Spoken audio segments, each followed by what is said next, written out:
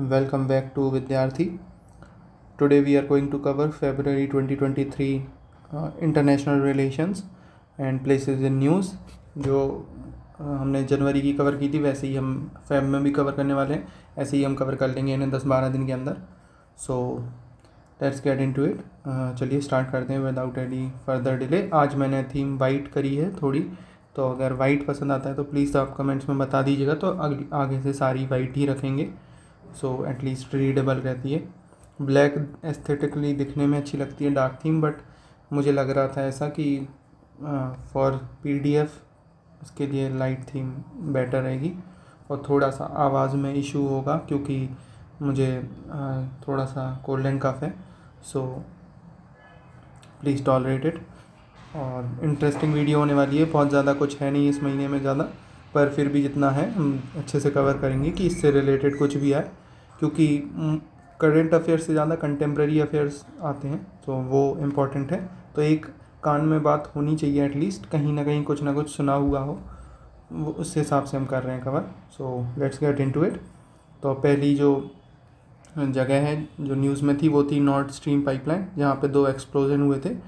इन्हें नॉर्वे और यूएस को इसके लिए ज़िम्मेवार माना जा रहा था कि ये नॉर्थ स्ट्रीम में इन्होंने ये ब्लास्ट करवाए एक्सप्लोजन्स. ये नेचुरल गैस की पाइपलाइन है. एक्चुअली आप देख सकते हो ये बाल्टिक सी से निकलती है. और ये एक जो नॉर्थ स्ट्रीम पाइपलाइन है वो स्टेलिनग्राड से निकलती है, दूसरी रशिया के एक दूसरे शहर से. जो नॉर्थ स्ट्रीम 1 है वो बनाई गई थी 2011 में, और नॉर्थ स्ट्रीम 2 बनाई गई थी 2012 में. आप देख सकते हो कि रशिया, फिर एस्टोनिया और फिनलैंड के बीच से निकलती है और आके सीधी जर्मनी में कनेक्ट होती है. ये याद रखिएगा, जर्मनी में कनेक्ट होती है. और बहुत कुछ इम्पोर्टेंट यहाँ पे है नहीं. दूसरा है साइप्रस.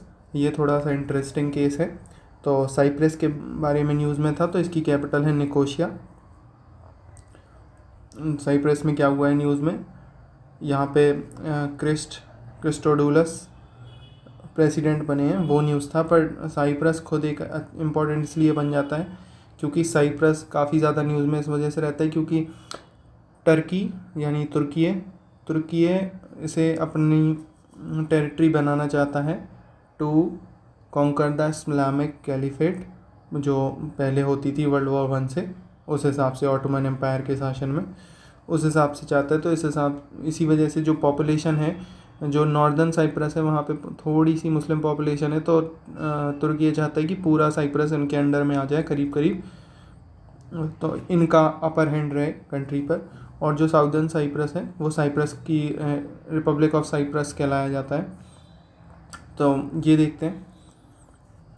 तो ये जो ऊपर वाला पोर्शन है ये टर्किश रूल के अंडर है, और जो ये ब्लू वाला पोर्शन आप देख रहे हो ये रिपब्लिक ऑफ साइप्रस कहलाती है. और ये जो येलो पोर्शंस आप देख रहे हैं ये यूनाइटेड किंगडम ने सोवरेन एरिया बताया हुआ है. और ये जो ग्रीन बॉर्डर है बीच में ये यूनाइटेड नेशन का डिस्टिंग्विश्ड एरिया है, बफर जोन दोनों टेरिटरीज़ के बीच में. बट मुझे ऐसा लगता है इन चीज़ों को देख के कि लोगों ने ज़मीनों को बिल्कुल मजाक की तरह बांट रखा है. ये यहाँ पे छोटे छोटे, बट लोग तो रीजनली एक दूसरे से कनेक्टेड होंगे ना, but overall just because of politics and लोग अपने फ़ायदे के लिए बिकॉज ऑफ पीपल्स ग्रीड क्या हालत बना देते हैं. एक ही टेरिटरी को कितनी जगह से कैसा अलग अलग कर रखा है, ये एक जानने वाली बात है. तो साइप्रस मेडिटेरेनियन सी में है, ये ध्यान रखिएगा. यही एक ख़ास इम्पॉर्टेंट चीज़ थी. यहाँ पे एक माउंट ओलंपस है, वो याद रखिएगा. जस्ट अ सेकेंड में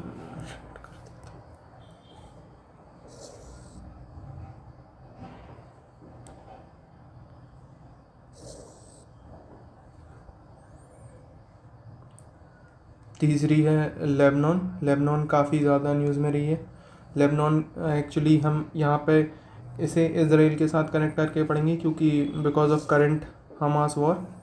तो लेबनान जो कंट्री है इसकी कैपिटल है बेरूत. लेबनान नॉर्दर्न साइड में है इसराइल के, और ये मेडिटेरेनियन से इनका भी बॉर्डर लगता है. सीरिया इनके ईस्टर्न साइड पर है. तो ये देख लेते हैं। और जो अभी करंट में इम्पॉर्टेंट चीज़ है वो है इज़राइल हमास वॉर की वजह से इज़राइल। तो इज़राइल आप देख सकते हो, जैसे ये है वो वेस्ट बैंक और ये है वो गाज़ा स्ट्रिप जो अभी हमास वॉर में जिसके बारे में सबसे ज़्यादा सुनने में आता है। ये जो डार्क ग्रे कलर का पोर्शन आप देख रहे हो, यहाँ पे नॉर्थ तरफ से इज़राइल ने अटैक करना स्टार्ट किया और इज़राइल ने अब टेरिटरी काफ़ी ऑक्यूपाई कर ली है इसकी। और इज़राइल से जिनकी बॉर्डर लगती है वो है इजिप्ट, जॉर्डन, लेबनन और सीरिया, जो कि गोलन हाइट्स वाला एरिया था जो इज़राइल ने ऑक्यूपाई कर लिया था 2013 या 12 में, काफ़ी 10-12 साल पहले की बात है। और ये याद रखिए कि लेक टाइबेरियस ये आपको इस वाले एरिया में मिलेगी, सीरिया और इज़राइल वाले एरिया में। इसे सी ऑफ गैलीली भी कहते हैं। ये एक्चुअली क्रिश्चियनिटी के लिए भी काफ़ी इम्पोर्टेंट लेक है because of connection with Jesus. और ये डेड सी है जॉर्डन और इज़राइल के बीच में, ये याद रखिएगा। और एक जॉर्डन रिवर भी निकलती है, वो याद रखिएगा। गोलन हाइट्स आपको यहाँ पे दिख रहा है, ये गोलन हाइट्स है। और इसकी पीडीएफ एक्चुअली मैंने अपलोड कर दिया, आप देख सकते हो टेलीग्राम चैनल पे, of which link in the description, तो आप वहाँ से देख लीजिए। ये इम्पोर्टेंट था थोड़ा। तजिकिस्तान में एक्चुअली जो न्यूज़ जिस वजह से ये फेब में आया था वो अर्थक्वेक की वजह से आया था, बट हमें अभी उससे उतना कुछ इशू नहीं है। हमें तो सिर्फ लैंडमार्क्स देखना है कि किससे कौन सी कंट्री जुड़ती है। तो तजिकिस्तान की जो कैपिटल है वो है दुशानबे, ये है तजिकिस्तान। अब आपको याद रखना है सबसे इम्पॉर्टेंट कि इन 4-5 सेंट्रल एशियन कंट्रीज़ को याद कैसे रखेंगे। तो याद करने के लिए जो एक दूसरे से बॉर्डर मिलते हैं हम उन्हें याद रखेंगे ऐसे, कज़ाक का के, फिर उज़्बेक का यू और फिर किर्गिज़ का के। तो हम ऐसे याद रखेंगे KUK और फिर यू से UT हमें याद रहता है यूनियन टेरिटरी, तो UT यानी तुर्कमेनिस्तान और KT यानी तजिकिस्तान। तो इस वजह से हम याद रख लेंगे कुक, KUK से कुक और फिर U के नीचे T और K के नीचे T, तो हमें बॉर्डर सहित याद हो जाएंगे। फिर कैस्पियन सी भी देख लेते हैं। और एक बार ये अरल सी के लिए याद करना है, तो कज़ाकिस्तान का कज़, उज़्बेक का अज़, तो हम कज़ अज़ या फिर का गज़ ऐसे याद रख सकते हैं, कज़ अज़, तो बीच में अरल इन दोनों के। कैस्पियन सी के बॉर्डरिंग एरियाज देख लेते हैं। कजाकिस्तान का बॉर्डर लगता है कैस्पियन से, रशिया का बॉर्डर लगता है कैस्पियन से, अज़रबैजान का कैस्पियन से लगता है। यहीं पर है वो नगोर्नो काराबाख रीजन जो बहुत ज़्यादा न्यूज़ में रहता है, अभी भी था। और ये ईरान भी लगता है कैस्पियन सी से, और तुर्कमेनिस्तान भी कैस्पियन सी से टच करता है। तो 5 कंट्रीज़ हैं जो टच करती हैं, ये याद रखिएगा, Kazakh, Russia, Azerbaijan, Iran, Turkmenistan. New Zealand की कैपिटल है वेलिंगटन। और यहाँ पे साइक्लोन गैब्रियल आया था, उसकी वजह से न्यूज़ में था उस टाइम पे। तो देख लेते हैं, यहाँ पे ये नॉर्थ आइलैंड है, फिर ये साउथ आइलैंड है और ये स्टीवर्ड आइलैंड है सबसे नीचे। साउदर्न एल्प्स कहाँ पर हैं, माउंटेन रेंजेस, ये याद रखिएगा, एल्प्स, क्योंकि एल्प्स यूरोप में है, साउदर्न एल्प्स न्यूजीलैंड में है, ये याद रखिएगा। माउंट कुक भी यहाँ पर है।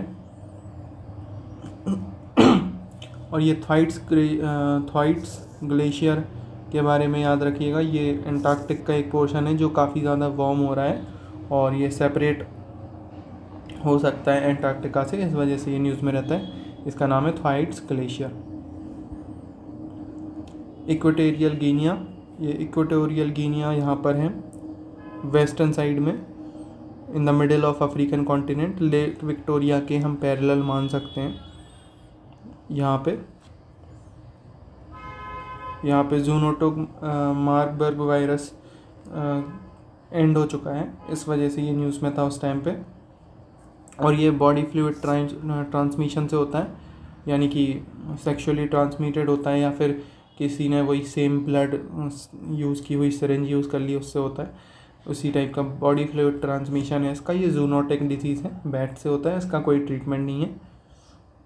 तो मार्बर्ग वायरस को लेके न्यूज़ में था। प्लेसेस जो इंडिया में न्यूज़ में हैं वो देख लेते हैं, क्योंकि मुझे ऐसा लगता है कि ये फेब वाली जो मैगज़ीन थी उसमें उतना ज़्यादा कुछ खास आया नहीं था। सो दैट्स वाई इतना ज़्यादा आपको उसमें पिछली बार की तरह उतना मसाला नहीं है, पर कुछ चीज़ें फिर भी याद रखने की हैं। तो यहाँ पे जो चीज़ न्यूज़ में है वो है लद्दाख में Yaya Tso lake. Yaya Tso lake actually world heritage site बनाई गई है, लद्दाख की पहली, लिखा हुआ है यहाँ पे। तो इसे बर्ड पैराडाइज भी कहते हैं। यहाँ पे ब्लैक नेक क्रेन मिलती हैं। ब्लैक नेक क्रेन के बारे में आप एनवायरनमेंट में स्पीशीज़ में पढ़िएगा, इम्पॉर्टेंट है। दूसरा है run of Kutch. Run of Kutch actually famous है वाइल्ड लाइफ के लिए, जिसे लोकल स्लैंग में खूर कहते हैं। इंडस डेल्टा इसके वेस्ट में है, इंडस नदी का जो डेल्टा बनता है वो इसके वेस्ट में है पाकिस्तान में। और वाइल्ड लाइफ सेंचुरी यहाँ पर है। Wild life sanctuary largest wild life sanctuary है पूरी इंडिया की, वो यहाँ पर है, ये याद रखिएगा रन ऑफ कच्छ में।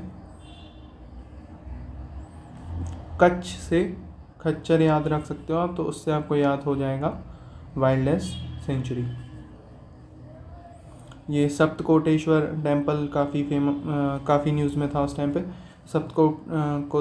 सप्तकोटेश्वर टेम्पल एक्चुअली शिव जी का टेम्पल है, ये गोवा में है, और इसे कदम्ब डायनेस्टी के द्वारा बनाया गया था।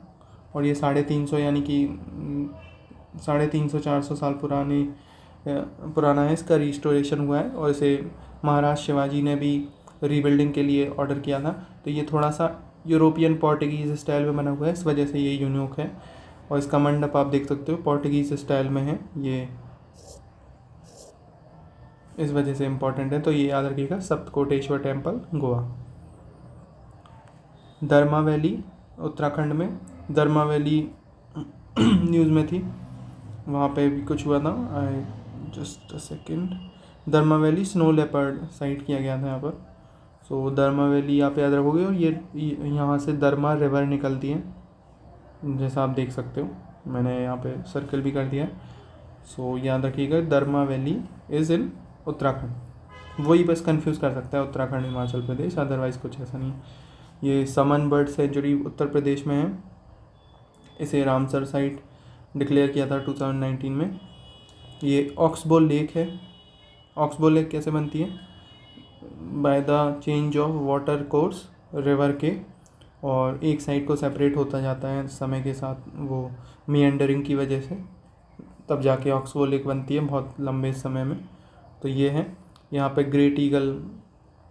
ग्रेट स्पॉटेड ईगल पाया जाता है, मिलता है, जो कि क्रिटिकली इंडेंजर्ड है, तो इस वजह से ये थोड़ी फेमस है। समन बर्ड सेंचुरी यूपी में। जजपुर उड़ीसा में 1300 साल पुराने बुद्धिस्ट स्तूप के रिमेन मिले हैं, तो इस वजह से ये न्यूज़ में है। जजपुर उड़ीसा, इस जगह का नाम है Parbari. I don't know I am pronouncing it right और रॉन्ग, बट इस लिखा हुआ है परबाड़ी इस जगह का नाम है। और यहाँ पे कॉन्डलाइट स्टोन मिलते हैं। कॉन्डलाइट स्टोन एक्चुअली में टेम्पल्स के रेस्टोरेशन में काम आते हैं। अभी जगन्नाथ टेम्पल में लास्ट ईयर काम चल रहा था रेस्टोरेशन का, उसके आसपास के एरिया को रिस्टोर करने के लिए। तो यहाँ से कॉन्डलाइट स्टोन जाते थे वहाँ पे ब्यूटिफिकेशन के लिए श्री जगन्नाथ टेम्पल में। ये 7वीं और 8वीं शताब्दी का स्तूप है, देख सकते हो आप इमेज। ये रिमेन्स हैं ये जो मिल रहे हैं। पुडुचेरी में एक्चुअली क्या हुआ है कि नॉर्वे और इंडिया के बीच में एक इनिशिएटिव, ओशियन इनिशिएटिव के तहत marine spatial planning framework, spatial नहीं है स्पेशियल है, जस्ट अ सेकेंड, स्पेलिंग गलत दिखती।